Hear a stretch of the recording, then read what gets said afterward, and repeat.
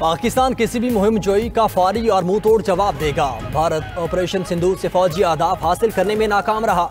नाकामी की गैर मंतकी तवज्जुहात पेश करना भारतीय ऑपरेशनल तैयारी की कमी को साबित करता है। आबादी, इक्तिसादी मराकज़ और फौजी अड्डों को निशाना बनाने की किसी भी कोशिश का सख्त जवाब दिया जाएगा। जंगी मीडिया के बयानबाजी और सियासी नारों से नहीं जीती, अज़्म और हौसले से जीती जाती हैं। फील्ड मार्शल सैयद आसिम मुनीर का नेशनल डिफेंस यूनिवर्सिटी के national security and war course करने वाले फारिगुल तहसील अफसरान से खिताब कहते हैं, पाकिस्तान की कामयाबी में बैरूनी हिमायत के इल्ज़ामात गैर जिम्मेदाराना और हक़ाइक़ के मुनाफी हैं।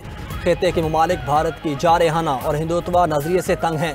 पाकिस्तान ने खुद को खित्ते में नेट रीजनल स्टेबलाइजर साबित किया। भारत खुद मुख्तार एटमी रियासत के खिलाफ इश्तियाल अंगेजी से पैदा होने वाले मुमकिन तबाहकुन नताइज का इदराक करने में नाकाम रहा।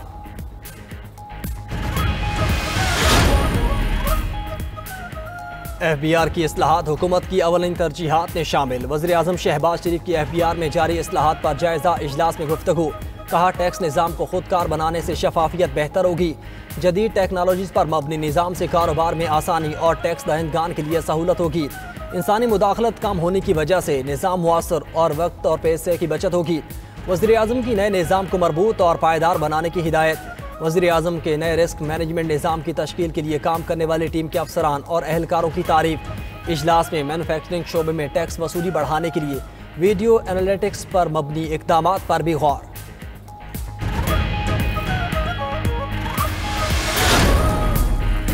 वज़ीर आला सिंध मुराद अली शाह की ज़ेर सदारत इजलास में बड़े फैसले। सानिया लियारी पर DGSBCA को मुअत्तल कर दिया। सिंध हुकूमत का जाम हक अफराद के वरसा को 10-10 लाख रुपए देने का ऐलान। जिम्मेदारान के खिलाफ सख्त कार्रवाई का फैसला। इलाके में तैनात तमाम अफसरान के खिलाफ इंक्वायरी होगी। गफलत के मुर्तकिब अफसरान के खिलाफ मुकदमा दर्ज होगा। कराची में 588 मखदूश इमारतों की फौरी इंस्पेक्शन होगी। खतरनाक इमारतों को गिराया जाएगा।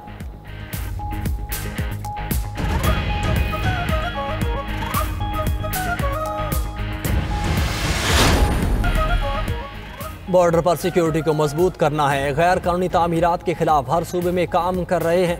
वज़ीर दाखिला मोहसिन नकवी का कराची में तकरीब से खिताब। कहा, कराची और सिंध में जराइम कंट्रोल करने पर काम हो रहा है। मजीद कहा, पाकिस्तानियों को अपने ग्रीन पासपोर्ट पर फख्र है। हमने पासपोर्ट की रैंकिंग पर बहुत काम किया। पाकिस्तानियों के लिए UAE के वीज़े मुस्तरद हो रहे हैं। UAE के वज़ीर दाखिला से मिलकर हल निकालेंगे।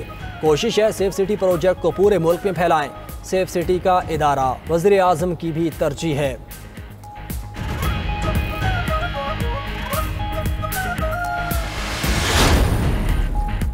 स्पीकर पंजाब असम्बली मलिक मोहम्मद अहमद खान ने कहा कि वो ऐवान को यरगुमाल बनने नहीं देंगे। असम्बली एहतजाज गाह नहीं, वो अपने आइनी हक से 1 इंच पीछे नहीं हटेंगे। मजीद कहा, वो आइन की दफ़ा 62 और 63 के मुखालिफ हैं। अगर वज़ीर आज़म को गलत बयानी पर नाअहल किया जा सकता है तो ऐवान को तमाशा बनाने वालों को क्यों नहीं। वो आइन और कानून के पाबंद हैं। बानी PTI की तरह लोगों को नाअहल नहीं करेंगे। 1.5 साल में अपोजिशन की हर बात को तरजीह दी।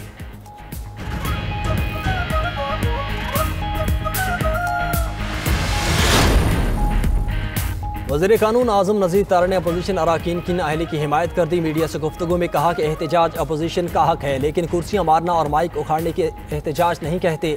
अराकीन के D सीट बारे स्पीकर चीफ इलेक्शन कमिश्नर को रेफरेंस से भेजा जा सकता है। इस मामले पर कानून को अपना रास्ता लेना चाहिए। तकरीब से खिताब में आज़म नज़ीर तारा ने कहा, आइन के मुताबिक चलेंगे तो मुल्क आगे बढ़ेगा। मुल्क चलाने के लिए सबको किरदार अदा करने की ज़रूरत है। मुल्क की खातिर नफरतें भुलाकर हमें आगे बढ़ना होगा। हमें अपने सिस्टम को दुरुस्त करना है।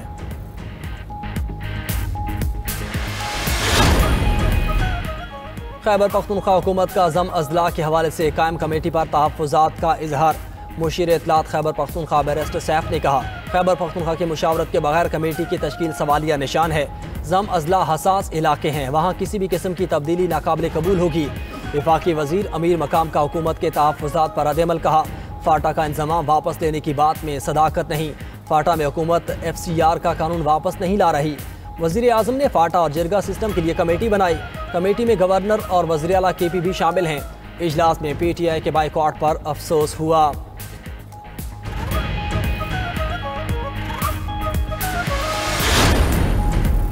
मुल्क में महंगाई कम तरीन सतह पर है। करंट अकाउंट सरप्लस हो चुका। Governor state bank Jamil Ahmed का कराची में तकरीब से खिताब। कहा, पायदार मईशत के हसूल के लिए मैक्रो इकनॉमिक इस्तेहकाम ज़रूरी है।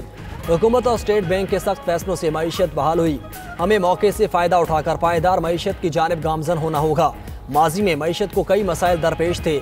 माजी के मसाइल से बचने के लिए ज़रूरी है कि गलतियाँ ना दोहराई जाएँ।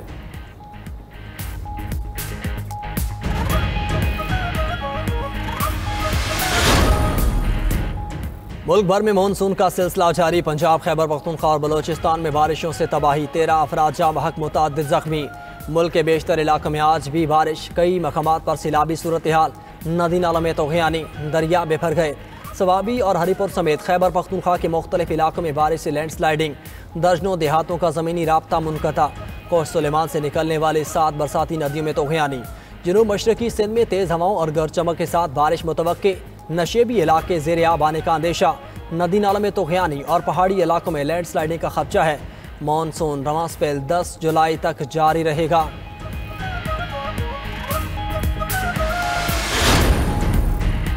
अमरीकी रियासत टेक्सास में तूफानी बारिशों और सैलाब से हलाकतों की तादाद 82 हो गई। सैलाब के मरकज़ केयर काउंटी में 28 बच्चों समेत 68 अफराद हलाक, 10 लड़कियों और एक काउंसलर समेत 41 अफराद लापता। तीसरे रोज़ भी तलाश जारी। दर्जनों गाड़ियां भी सैलाबी रैलों में बह गई। टेक्सास की कई काउंटीज में मकानात पानी में डूब गए। हंगामी हालत नाफिज। अमरीकी सदर ने सबसे ज्यादा मुतासरा काउंटी को आफत ज़दा करार दे दिया।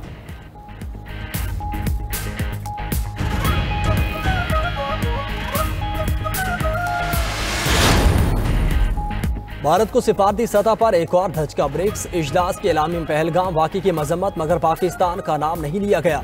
भारत ने पहलगाम वाक़े में पाकिस्तान का नाम शामिल करवाने की भरपूर कोशिश की थी।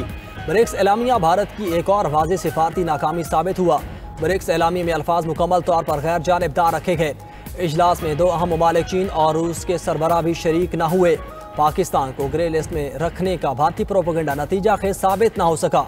क्वाड इत्तेहाद के वज़ीर ख़ारजा के इजलास के एलामी में भी भारत को नाकामी का सामना करना पड़ा। 26 जून को शंघाई ताउन तंजीम के इजलास में भी भारत को सुख्ती का सामना हुआ।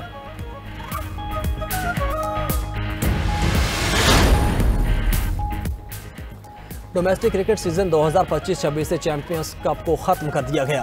पीसीबी का मेंटोर्स को भी खत्म करने का फैसला।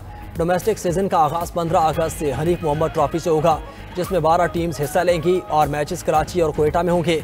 टॉप 2 टीम्स कायद-ए-आज़म ट्रॉफी के लिए क्वालिफाई करेंगी।